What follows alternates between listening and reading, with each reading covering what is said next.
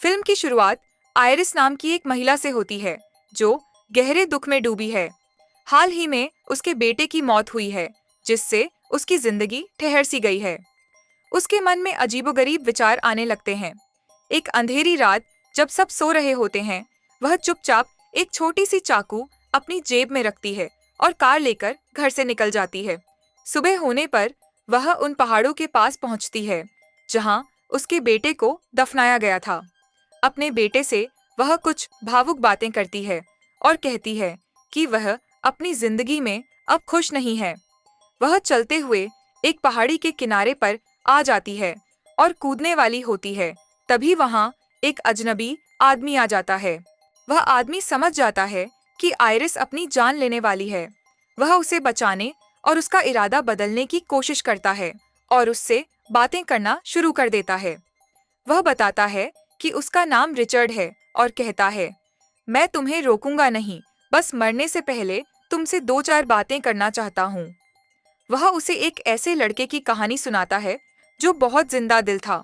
Richard बताता है कि उसे हर उस चीज में दिलचस्पी थी जो किसी भी युवा लड़के की जिंदगी में उत्साह ला सकती है। लेकिन फिर एक दिन जब वह अपनी दोस्त के साथ जा रहा था तो उसकी कार का एक्सीडेंट हो गया। वह तो बच गया, लेकिन उसकी दोस्त मारी गई। इस सदमे ने उसे कई महीनों तक जकड़े रखा, लेकिन जब वह वापस आया तो उसने महसूस किया कि उसका परिवार उससे बहुत प्यार करता है और उसके ठीक होने का इंतजार कर रहा था।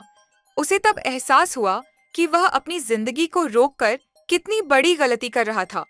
रिचर्ड आयरिस से कहता है, इस कहानी का मकसद बस इतना बताना है कि कोई भी मरना नहीं चाहता, बस कुछ कमजोर पल हमें यहाँ तक ले आते हैं। अब तुम चाहो तो मर सकती हो, मैं जा रहा हूँ।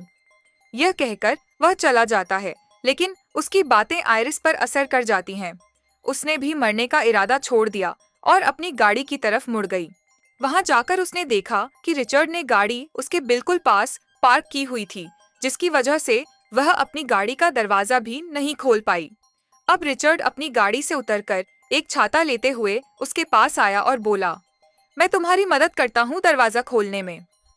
यहाँ आयरिस को एक बात अजीब लगी कि वह इतनी धूप में भी छाता लेकर क्यों आया था।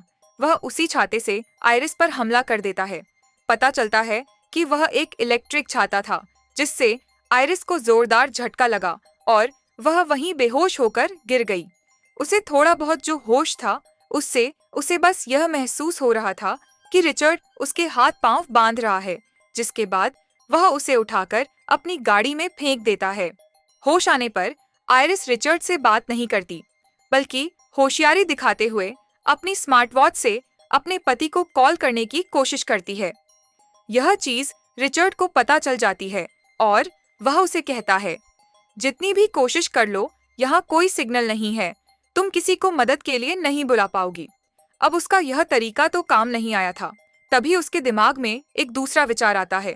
उसने रात में अपनी जेब में एक चाकू भी रखा था। वह चुपके से उसे निकालती है और उससे अपने हाथों की रस्सी को काटने की कोशिश करती है। इस दौरान आवाज भी हो सकती थी, तो वह लगातार रिचर्ड से बातों में लगी रही। अपने हाथों को आजाद करवाते ही वह बिना टाइम गवाए रिचर्ड पर हमला कर देती है। उसके हमले से रिचर्ड की कार का संतुलन बिगड़ जाता है और उनकी गाड़ी एक पेड़ से टकराकर दुर्घटनाग्रस्त हो जाती है। इस दुर्घटना में दोनों को चोटें आई थीं। वह रिचर्ड से बचना चाहती थी। वह फौरन सीट बेल्ट की मदद से रिचर्ड का गला दबाने की कोशिश करती है, लेकिन रिचर्ड खुद को बचा लेता है। आयरिस तीसरी बार उस पर हमला करती है, जिसकी वजह से वे दोनों ही गाड़ी से झटके से बाहर निकल जाते हैं। आयरिस ने रिचर्ड पर चाकू ताना हुआ था, तो रिचर्ड ने कहा, मैं क्या तुम्हें बेवकूफ लगता हूँ कि इतनी आराम से मैं तुम्हारे सामने खड़ा हूँ? असल में मैंने तुम्हें एक इंजेक्शन लगा दिया है, तो इसकी वजह से 20 मिनट के अंदर तुम्हारी पूरी बॉडी पैरालाइज हो जाएगी। चलना फिरना, भागना तो क्या, तुम बोल भी नहीं पाओगी, और इतने समय में तुम जो कुछ करना चाहती हो कर सकती हो। रिचर्ड की बातों ने अब उसे सच में बहुत डरा दिया था। वह जितना तेजी से हो सकता था उतना तेजी से जंगल की तरफ भागती है, लेकिन भागते भागते अब उसे सच में महसूस होने लगा था कि उसके पैर काम करना बंद कर चुके हैं। धीरे धीरे उसकी टांगें भी काम करना बंद कर देती हैं और वह चलने से रेंगने लग जाती है। रिचर्ड भी अब उसे ढूंढता हुआ उसके करीब आ गया था। उससे बचने के लिए वह एक पेड़ की छाल के नीचे छिप गई, जहां उसके ऊपर चींटियां चढ़ने लगीं और डर से वह चीख उठी और ऐसे रिचर्ड को उसका पता चल गया। खुद को रिचर्ड से बचाने के लिए वह किसी तरह खुद को रेंगते हुए एक नदी के अंदर बहा लेती है। रिचर्ड दूर से आवाज लगाता है, तुम ये गलत कर रही हो, तुम तैर नहीं पाओगी, डूब जाओगी, मर जाओगी। लेकिन आयरिस उसकी बातों को अनसुना कर देती है। वह सच में तैर नहीं पा रही थी, लेकिन पानी के बहाव से वह झरने के दूसरी तरफ पहुंच गई। यहाँ से किनारा पास था। उसने देखा कि उसके पास सिर्फ 1 मिनट था पूरी बॉडी पैरालाइज होने में। अपनी पूरी ताकत लगाते हुए वह किनारे तक आई। सामने उसे एक फार्म हाउस दिखा। उसने अपनी पूरी कोशिश की उस फार्म हाउस तक पहुंचने की, लेकिन उससे पहले ही वह गिर गई। वह अब न रेंग पा रही थी, न हिल पा रही थी, न बोल पा रही थी। जो उसके नियंत्रण में था तो सिर्फ आंखें हिलाना। काफी देर यहाँ पड़े रहने के बाद एक बूढ़ा आदमी जो इस फार्म हाउस में काम कर रहा था उसे देख लेता है। उससे पूछता है, तुम्हें क्या हुआ? लेकिन आयरिस उसे कोई जवाब नहीं दे पाती। अब बूढ़ा आदमी उससे छोटे छोटे सवाल करता है, जैसे, क्या तुम मुझे सुन पा रही हो? क्या तुम मुश्किल में हो? क्या तुम्हें मदद चाहिए? आयरिस इन सवालों के जवाब देने के लिए अपनी आंखों का इस्तेमाल करती है। हाँ बोलने के लिए वह एक बार पलक झपकाती है और ना बोलने के लिए 2 बार। इस तरह उसकी बातें समझते हुए बूढ़ा आदमी उसकी मदद को तैयार हो जाता है और उसे एक घास की ट्रॉली में लिटाकर अपने घर के अंदर ले आता है। अभी वे घर आए ही थे कि अचानक उनके घर का दरवाजा बजने लगा। आयरिस समझ गई कि बाहर रिचर्ड ही होगा। वह बार बार अपनी आंखें झपकाकर बूढ़े आदमी को यह बताने की कोशिश करती है कि उसे उस आदमी से खतरा है। किस्मत से बूढ़े आदमी ने भी उसकी बात समझ ली और उसे सोफे के पीछे छिपा दिया। जब दरवाजा खुला तो देखा गया कि सच में रिचर्ड ही आया था, जो आते ही एक नया ड्रामा करना शुरू कर देता है। वह इस बूढ़े आदमी के सामने रोने लगता है और उसे बताता है कि मेरा बेटा मर गया है, जिसकी वजह से मेरी पत्नी सदमे में चली गई है। उसकी बॉडी पैरालाइज हो गई है। मैं उसे ढूंढ नहीं पा रहा, वह कहाँ गई? बूढ़ा आदमी पहले पहले तो उसकी बातों में नहीं आया। बूढ़े आदमी ने उसे कहा, तुम अपनी पत्नी को कॉल करके देख लो। तो रिचर्ड झूठ बोल देता है कि मेरा फोन तो रास्ते में ही कहीं गिर गया है। उसके झूठे आंसू देखकर बूढ़ा आदमी भी कहीं ना कहीं उसकी बातों में आने ही वाला था, लेकिन तभी उसकी जेब से उसका फोन बच गया। यह बूढ़ा आदमी उसका झूठ पकड़ लेता है, तो अब रिचर्ड भी अपना असली चेहरा बूढ़े आदमी को दिखा देता है। वह उसे कहता है, ठीक है, अगर तुमने मुझे पहचान ही लिया है तो सच सच बता दो, तुमने आयरिस को देखा है या नहीं? यह बूढ़ा आदमी उसे भगाने के लिए पुलिस को कॉल करने की धमकी देता है, लेकिन रिचर्ड उस पर ही हमला कर देता है। लेकिन वह यह नहीं जानता था कि यह बूढ़ा आदमी उससे कहीं ज्यादा ताकतवर है। बूढ़े आदमी ने उसे अच्छी टक्कर दी और उसे पीटा, यहाँ तक कि रिचर्ड की ताकत आधी रह गई।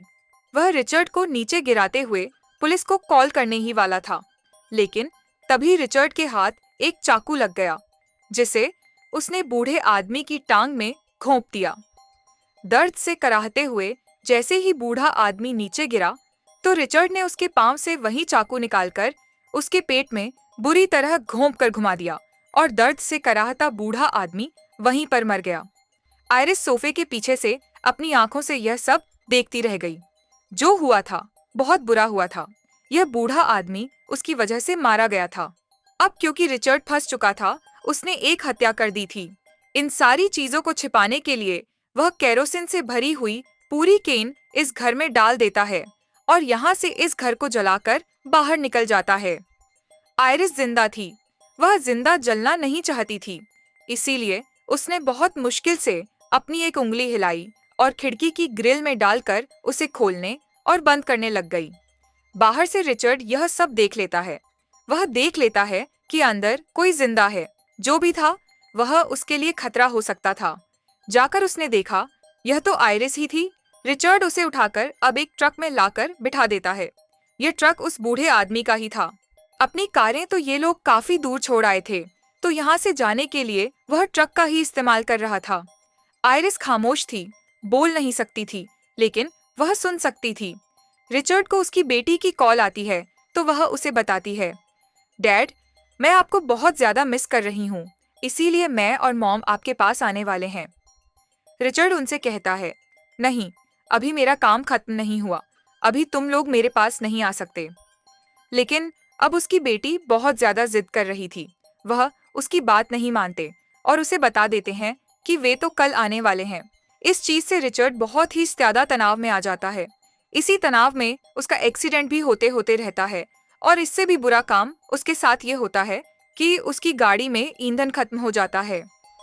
ईंधन भरवाने के लिए वह पेट्रोल पंप के पास आता है और आयरिस को एक कैप पहना देता है ताकि सब लोग उसके हाव भाव न देख पाएं।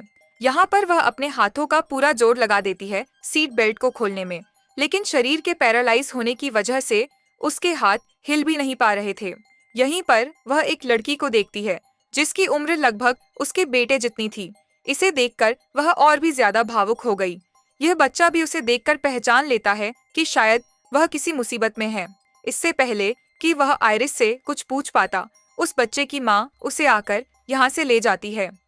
यह औरत पहचान लेती है कि यहाँ पर आयरिस के साथ कुछ तो गड़बड़ है, इसीलिए उसने पीछे से पुलिस को भी कॉल कर दी और इस गाड़ी का नंबर भी उन्हें बता दिया। वह अब कार को ड्राइव करते हुए वहीं पर लेकर आया था जहां उसने अपनी कार को पार्क किया हुआ था। वह इस कार को वापस अपने घर की तरफ लेकर जाना चाहता था, लेकिन इससे पहले कि ऐसा करता, यहाँ पर पुलिस अधिकारी आकर उसकी गाड़ी को रोक लेता है और उससे पूछता है कि उसकी गाड़ी के बारे में शिकायत आई है। रिचर्ड बड़े आत्मविश्वास से कहता है, नहीं, आपको कोई गलतफहमी हुई है, यहाँ पर सब सामान्य है, मैं बस अपनी पत्नी के साथ यात्रा पर आया हूँ। तो अधिकारी कहता है, ठीक है, क्या मैं आपकी पत्नी से बात कर सकता हूँ?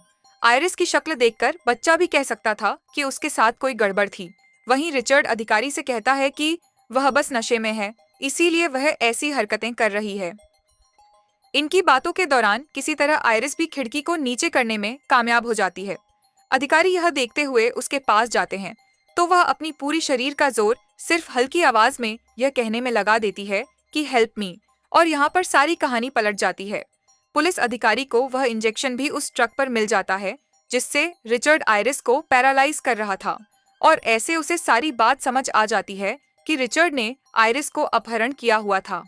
इससे पहले कि वह उसे बचा पाता, रिचर्ड को भी समझ आ गया कि खेल पलटने वाला है, इसलिए खुद को सुरक्षित रखने के लिए उसने उसी बूढ़े आदमी की तरह इस पुलिस वाले को भी मारना बेहतर समझा और एक बड़ी सी लोहे की चीज के जरिए उसके सर पर वार कर दिया।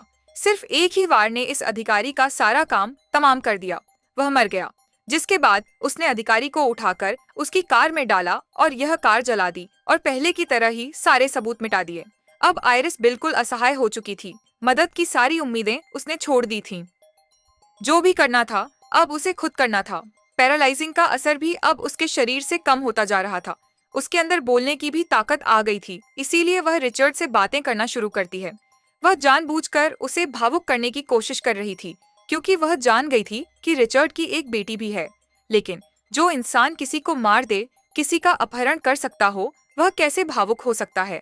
जब रिचर्ड उसकी भावुक बातों में नहीं आया तो आयरिस ने वह इंजेक्शन उठा लिया। उसने इंजेक्शन खुद को बचाने के लिए रिचर्ड की टांग में घुसाया, लेकिन वह इस इंजेक्शन को उसकी टांग में इंजेक्ट नहीं कर पाई। दवा रिचर्ड के अंदर नहीं गई और रिचर्ड हंसने लगा और उसने आयरिस से कहा, बेचारी, कितनी कमजोर हो ना तुम, मेरा कुछ नहीं बिगाड़ सकती। अच्छा, मैंने योजना बदल दी है। पहले मैं तुम्हें अपने घर लेकर जाकर मारने वाला था, लेकिन वहाँ तो मेरी फैमिली आ रही है। अब मैंने सोचा है कि मैं तुम्हें नदी में लेकर जाकर मारूंगा। वह बताता है कि पहले मैं तुम्हें बहुत तड़पाना चाहता था, मुझे मजा आता है तुम्हें ऐसा करने में, लेकिन अब मेरी फैमिली ने मेरी सारी योजना बिगाड़ दी है। वह उसे लेकर नदी के किनारे आ जाता है और उसे घसीटते हुए एक नाव में बिठा देता है। आयरिस आधे शरीर की ताकत के साथ वहीं पर बैठी हुई थी। वह खुद को बचाने के लिए अभी भी कुछ न कुछ सोच ही रही थी कि तभी उसे रिचर्ड की पीठ में एक चाकू नजर आता है और उसके दिमाग में एक नया विचार आ जाता है। वह यहाँ रिचर्ड के सामने रोने का नाटक करती है और रिचर्ड से कहती है, मेरी जेब में मेरे बेटे की तस्वीर है, मैं उसे आखिरी बार देखना चाहती हूँ मरने से पहले। क्या तुम मेरी जेब से वह तस्वीर निकाल दोगे? रिचर्ड हंसा, लेकिन वह उसकी यह बात मानने को तैयार हो गया।